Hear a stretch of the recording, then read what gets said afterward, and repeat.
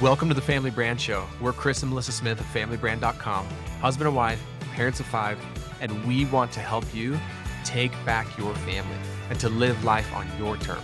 And we know being a family can feel really overwhelming. Parents tell us they feel like they're being pulled in a million different directions. It's so challenging to navigate the uncertainty and all the chaos that's happening in the world right now. And that's why we want to bring you every single week actionable tips and strategies that you can implement in your daily life to become a better parent, to become a better spouse, and to build a stronger family. And look, there's never been a better time and a more important time than right now to take back your family. You can define what your family stands for, or the world is going to do it for you. And the world needs strong families now more than ever. And it starts right here with your family. Welcome to this edition of the Family Brand Podcast. Today, I have in studio, of course, with me, Chris, and we are going to be talking about your thoughts. And this stemmed from Chris has been able to do some incredible work lately with his sister, Kristen, who we've had on the podcast before. She, coming up this week, actually, is celebrating 1 year that she's been out of prison. And she had been in prison for 5 years. And I'll let you listen to the podcast episode. I'll attach it here in the show notes. But she's been doing incredible work in the recovery world since she got out of prison last year. And Chris has been blessed with the opportunity to be able to go support her. And she is taking people through programs and things that she's developed and put together. And she's just an incredible force for good in the world. And so Chris has been able to step into this a little bit more than he would have otherwise, I think, and share some cool thoughts with some cool people who are really changing their lives. And so he's like, oh, I want to talk about that today on the podcast because he just shared this last night with a group of people. Yeah. So my sister, Kristen, developed this program called From Prison to Possibility, and her class is growing every single week because I think these are a lot of people who want to change their lives. These are people who have recently gotten out of jail or prison, who have struggled with addiction, and they want more for their lives. And so she's doing such an amazing job of just speaking possibility into these people. And they're amazing human beings. They're just beautiful people like anyone. And once in a while, like Melissa said, Kristen will ask me to come and speak. And so last night was one of those. And I always, I don't know if I should say always, I often try to really be like prayerful and thoughtful of like, okay, God, like, what would you have me speak to these men and women? Like, what's the message you would want me to share? And yesterday it was just really clear to me of what I wanted to share, what God wanted me to share, I felt like. And it was really interesting. And so I said, okay, I got up on the whiteboard and I said, I have a blank problem. And I wrote, a line. I said, so I want all of us to identify a problem that we think we have that is maybe really challenging for us right now, or it's been challenging for us throughout our lives. Maybe it's contributed to a lot of challenges in our lives. And it could be, I have a drinking problem. I have a relationship problem. I have a confidence problem. I have a consistency problem. I have a drug problem, like whatever it is. And there's no judgment. Like we all have problems. We all have challenges. And so I gave everyone an opportunity to think about it. Everyone thought about it, wrote it down. And then people started, I said, okay, let's hear some of them. And so again, I have drawn up on the whiteboard, if you can picture this at the very top, it says, I have a, and then line problem. So underneath the line, I start writing down everything everyone said. And they were a lot of those. I have a consistency problem. I have a confidence problem. I have a self-belief problem. I have a baby mama drama problem. I have a drug problem. I have a drinking problem. I have an addiction problem. I have a mental health, problem. Like there's all these challenges, all these problems. And I said, now this is just my belief. I said, I actually think there's something that sits at the top of every single one of these problems. I think these problems are actually below this line, but on the I have a fill in the blank problem, I think it's just actually one thing, and we all share it as humanity, and it is, then I wrote up there, thinking. I have a thinking problem. And that was something that really dawned on me, I don't know, maybe a year or two ago, that because I used to always think in myself, like I thought I have a fill in the blank problem at any time in my life. And then I realized I've only ever had a thinking problem, because at the root of every single one of those problems that they had written down, the thing that always precedes it is a thought. And I don't think we think enough about our thoughts, which might sound really kind of interesting. And it requires real work to think about your thoughts and analyze, are these my thoughts or are they just thoughts? And could I do something about these thoughts? And another idea that I shared with them that I want to share with you is that it's usually not our first thought that gets us in trouble. It's actually always the second thought. And what I mean by that is usually the first thought that pops into your mind about anything, it's not even your thought. You didn't consciously think it. It just popped in. And for me, a really freeing idea is that maybe you're not your thoughts. I heard that. I don't know who that is attributed to. It's not mine, but the first time I ever heard like, you're not your thoughts are just thoughts. I was like, wow, that's actually freeing for me, because there's some crazy thoughts that enter my head a lot that I'm like, I don't want that. I don't want that to be me, or that's really limiting. But if you didn't know that, you might think like, oh, that's true, that is true. And Yeah. therefore, like, I don't know, if you run with those thoughts, you could end up in a place you don't want to end up, maybe. Yeah, because if you are your thoughts, then it's like, well, I must be my thoughts because I thought that. So that's who I am. Like you said, like that must be true.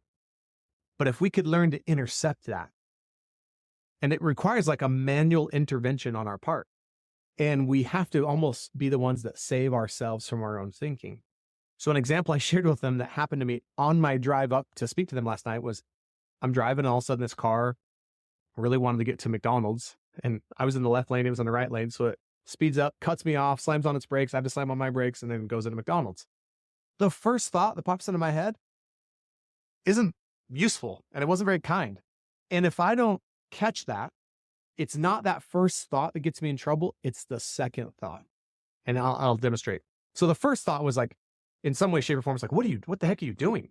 What's wrong with you? And then if my next thought goes like, what an idiot. And I like flip them off, or I scream at them, or I do something really dumb. Like I follow them into the parking lot and confront them. And then there's nothing but, in my experience, in my opinion, bad, non-useful, negative things that come from that. But what if my second thought is, they must not have seen me? I just choose to think that. Like I intercept it. And so again, it's not the first thought that usually gets us in trouble. It's the second thought that either determines, okay, based on this first thought that I had, my second thought either takes me into limitation and keeps me there, or it takes me into possibility and freedom, and I'm good again. Or let's say that you... Can I share a story about this? Yeah, please. It's a story about Chris, actually. Hopefully this comes out as an acknowledgement, because it's meant to be an acknowledgement for Chris. Because Chris, I feel like you've done so much work around this over the course of the last, we've been married almost 20 years. So I'll just say 20 years. Because I remember this one time we were in Hawaii. This would have been in like 2016. And I don't even remember what happened, but we were in a car, and did someone cut you off, or what? I accidentally cut a guy off without, I think I did. Anyway, the guy behind us was mad and like reacted, but then you reacted. I just remember sitting there and being a little bit concerned for like what was going to happen next, because you were like so reactionary, I guess, to that thing, and probably to that thought, like about this guy, and this guy cut me off. He shouldn't have. What an idiot. Yeah. I'm going to get after him or beat him up or but whatever. I felt like you were both about to like get out of your cars, and of course we have like all of our kids in the car. I think I was pregnant with our fifth, actually. But anyway, just a little side story that when you're telling that story reminded me of like, look how far we've come. And I also can think of another time, funny enough, in Hawaii. Remember that time I think I cut that guy off. I thought you were telling the story, and he got out of his car and started walking towards our car. It was when we had my mom with us. That's what I'm talking about. I couldn't remember what happened, but I just remember. No, because I leaned out, I got out of my car and immediately apologized to him. And I was like, I'm so sorry, I didn't see you. And it like totally. It like stopped it. Yeah. Maybe that's how it ended up. But I just remember for a minute there being like, oh no, what's going to happen? So, okay. So that's a really relevant, like, because the first thought that pops into your mind, here's just an interesting idea. The first thought that pops into most of our minds is not actually our conscious thought. It's just a reaction to whatever happened, usually from a place of survival. Like, let's say you get a notification you owe the IRS money, more than you were thinking. I promise you that first thought that pops into your mind about that is not yours. And it's usually probably not like a useful one. So your first thought is like, I can't believe I owe him that much money. But that's like, that's not the one that takes you into possibility of limitation. It's the second thought, which is, if you go, like, what's the point of even trying anymore? Like, we're never going to get ahead financially. We do all this work and like the IRS and then this. And and I'm not even going to try. And like, this is so, and I can just like think my way into this like funk and this pit and this like all this limitation that is going to actually have a negative impact in every other area of my life. Or that first thought comes in like, wow, like I wasn't expecting to pay that much money. Like, I don't love that. And you know what? I'm going to start to be more intentional, about my taxes. I'm going to start to be more intentional about getting ahead of this. Or I'm just, I'm grateful that I actually have the money to pay those taxes, or like, but I think that most of us don't realize that this is taking place, and that we think that the problems we have are really just like, no, if this would change, and if she would change, and if he would change, and if that would change, everything would be okay. And it's like, no, it's like, I don't have a fill in the blank problem as much as I just have a thinking problem. And it's what I think about the thing. And so that's really takes a real work. It takes real practice. And that's what we talked about with these men and women last night at the sober living facility, is what if we could start to think about our thoughts more? And what if we could start to intercept our thoughts more? And I had all of them identify a period of time where they felt like they've done really well. Like, what would be a good stretch for you? And some people were like, I've had 2 months of sobriety. Some were like 14 years, 8 years, 7 months. Like, all of them could identify a period of time, whether it was their longest or not, but just a period of time was like, I was doing so well. I was doing really great. And then I fell completely off the cliff, so to speak. And I said, and there's just one thing for all of us that is right there at that intersection of like, we're doing really well on an upward trend, and then we fall to some degree. There's just one thing right there that starts it all. And they all said, just a single thought. Now, there's a lot of actions and things that took place to have the fall, but it's like interesting to think about.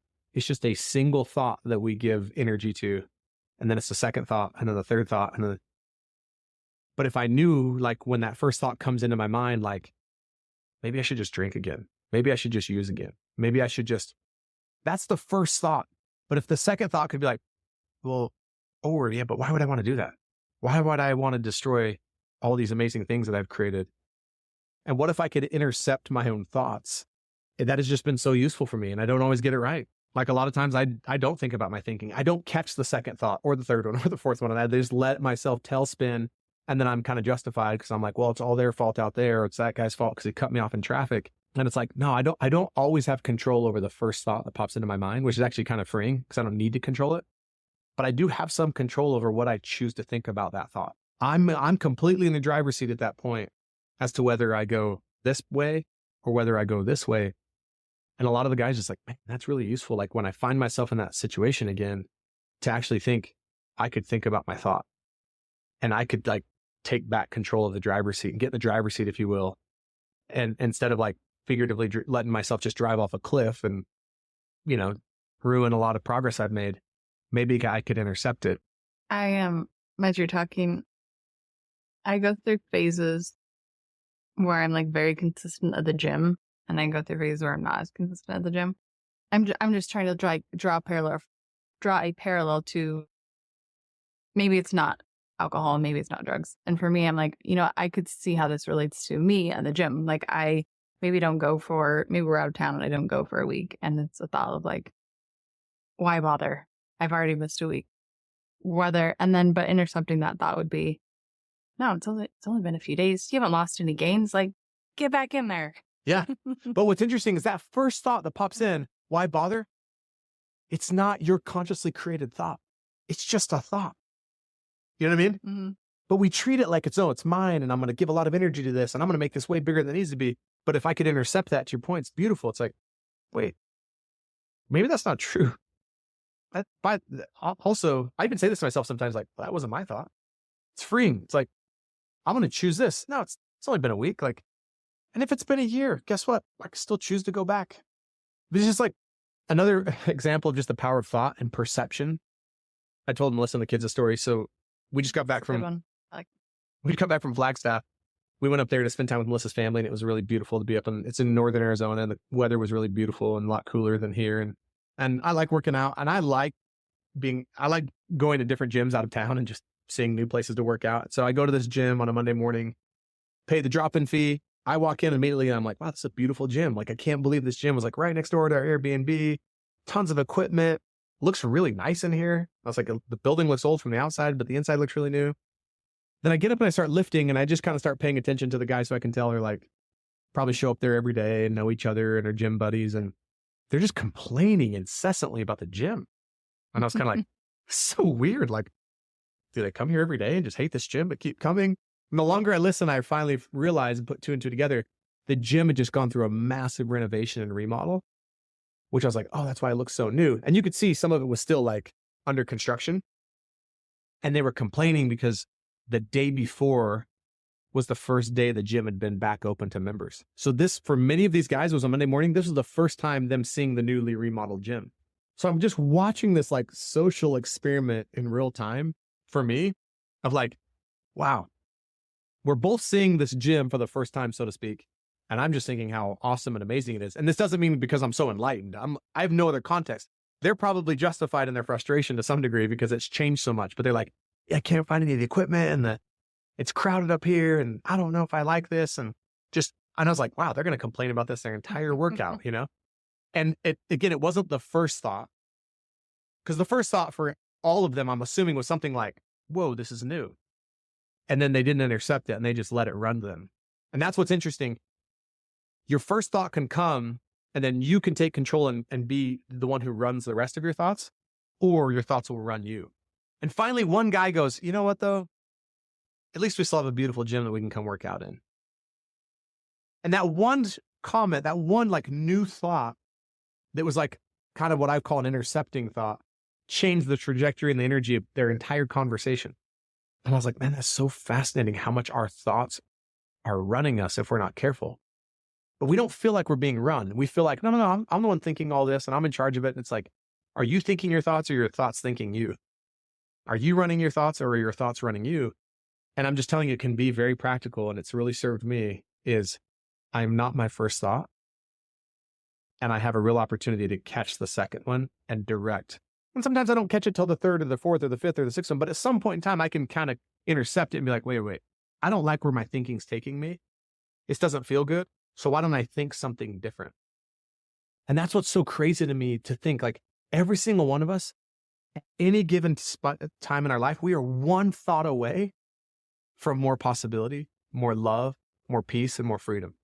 We're also always only one thought away from more scarcity, more fear, more limitation, and more uncertainty. And one of my favorite quotes by Ernest Holmes is, what thought has done, thought can undo. And if you really consider the power of that quote, it's like, everything thought has done, thought can undo, for good or for bad. Meaning, if I've thought myself into a funk, the same thinking that got me there, I could use thinking to get me out of the funk. The same is opposite. Like the same like thought that has had me do so well for a long period of my life, it's that same power and principle of thinking that could actually have me undo all of that. And the last thing I'll say is, this quote, you're a product of your environment. I agree with that, but I think what I agree with more is you're actually a product of your thinking more than your environment. I do believe your environment has a lot to do with how you think, but you could change someone's environment and not change anything about their thinking, and they're the same person. But if someone changes the way they think, it could change their life. And so, yeah, we're all at any given time in our life, no matter what's going on, we're just a thought away from a new possibility. And I would say another way to think about this is if you ever find yourself in a place where you're just like, I don't like the things I'm thinking don't feel good. The things I'm thinking aren't leading to peace and freedom and happiness. It's like, recognize that and recognize that you're allowing that thinking to happen. So just change your thinking one thought at a time. So I don't mean to oversimplify it. And I've found that for me, it's just a really useful work. And it is work. I'd love to say yeah, none of us should ever have to think about our thinking or intercept our thoughts. And we should just be able to be happy all the time. And it's like, man, if I ever figure that out, I'll teach that. But for me, it's been real work to think about my thinking, take more control of my thoughts, take 100% responsibility for my thoughts. But again, not your first thought, not all your thoughts. I'm not responsible for every thought that enters my head, but I am responsible for what I decide to think about that thought. In conclusion, like you said, you don't want to oversimplify it, but how could you this week, like a takeaway for this week, catch yourself. If there's a thought that doesn't feel good or there's a chance it might not be true, catch yourself. Yeah. I would actually say, like, pay attention to if you find yourself thinking something that doesn't feel good, recognize that's a thought that isn't useful to you, and then reframe it. So if you find yourself thinking about how you're not a great mom, recognize that you're thinking that. Now, that might have just been a thought that popped into your mind initially. So again, it wasn't your thought, so it's not true. And you might give energy to it. Like, the thought may occur, I'm not a good mom, which again, there's not a ton of danger actually in the first thought. But if then on top of that, I go, you know what? You're right, I'm not. I did this and I did. Now you're an active participant in thinking the thought and giving it energy in life. And it's not going to feel good. And at some point, it'd be really useful for you to come in and rescue yourself from your own thought and go, okay, this doesn't feel good. This isn't serving me. It's not even actually completely true. Let me start looking over here and start finding the evidence for why I am a pretty good mom and how I do show up for my children and the things that I do for them every single day. And one of the things that practically you can do to start training your thinking is you got to start saying nice things to yourself about yourself that are true more often. Even if you don't believe them yet. That's another thing. You don't have to believe it to start saying it. If you have been telling yourself and thinking for a long time that you're a horrible husband, you're not just all of a sudden overnight going to be like, I'm a great husband, and trick yourself. You might not believe it, but you could start to think, I want to be a good husband. I want to believe I'm a good husband. Maybe I'm a better husband than I think I am. And that, like, you got to start to train your thoughts. You got to start to train your own mind. And it's work. It's just like going to the gym, but it's like being in the gym of your thoughts. And I just think these powerful little reframes, like, oh, I'm so terrible with money. Like, oh my gosh, like, or something, a situation occurs where you like get a bill. Whatever first thought you have, again, it's just the first thought, it's the reaction. But then if you decide to go, gosh, dang it, like, I'm horrible with money. I've never been good with money. I'll never be good with, like, I promise you that's not going to create more of what you want. But if you can intercept that and say, yeah, I'm not as good with money as I could be. And I'm committed to being more intentional with my money. I'm committed to being better about my money. I'm committed to, like, you've usefully intercepted that and replaced it with something that could actually serve you and lead to something that would be useful for you to think about. Thanks for hanging out with us today on the Family Brand Podcast. But wait, before you go, I want to give you something. It's something I stole out of our Family Brand Academy because I thought it would make a big difference for you, and I want you to have it for free, no strings attached. It's how we run our family meetings, and not just our family meetings that we have every week, but also our family check-ins, which is the system we've developed for how to connect with our kids and each other, Chris and I, every single week. And we've had some great outcomes with this. Not only have we, but a lot of families that have implemented this have as well. Actually, life-changing outcomes, if I'm being honest. You'll definitely want to get this. Go get your copy at familybrand.com/meeting, and we will catch you next time.